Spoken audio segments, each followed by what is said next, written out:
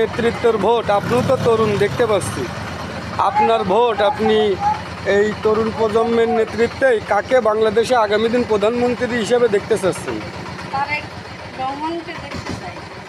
মানে আপনার প্রতীক কি ধানের শীষ? আমার প্রতি ধানের শীষ। আপনি কি ধানের শীষকেই ভালোবাসেন? আমি ধানের শীষকে ভালোবাসি। আচ্ছা, আপনার ঝিগরগাছায় দেখতে পাচ্ছি এমপি প্রার্থী তো মেলা। আসলে যোগ্যতা সম্পন্ন ব্যক্তিত্বে কাকে মনে করছেন আপনি? আমি যোগ্যতা হিসাবে মনে করছি নিপুণ ভাই। আরও তো প্রার্থী ছিল, নিপুণ ভাই কেনেন? নিপুণ ভাইয়ের মতন সততা সৎলোক নেই। এটা জনতা ভক্ত।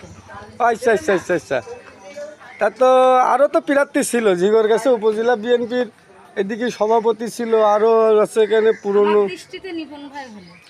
নিপুণ ভাই ভালো? নিপুণ ভাই যোগ্য লোক? যোগ্য লোক জিগরগাছা।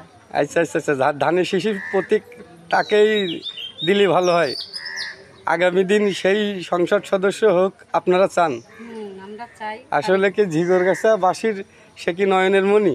হ্যাঁ, জিগরগাছাবাসী সেই নয়নের। আমি আরও বহু জায়গায় গিয়েছি, সাধারণ চার দোকানে সে চার দোকানদারদের আশা ভরসা নিপুণ ভাই, সব জায়গায় শুনছি নিপুণ ভাই। আসলে নিপুণ ভাইকে আপনারা কেমনভাবে চেনেন? নিপুণ ভাইকে আমরা অনেক দিন থেকে চিনি, ছোটবেলা থেকে দেখেছি সে ভালো সততা।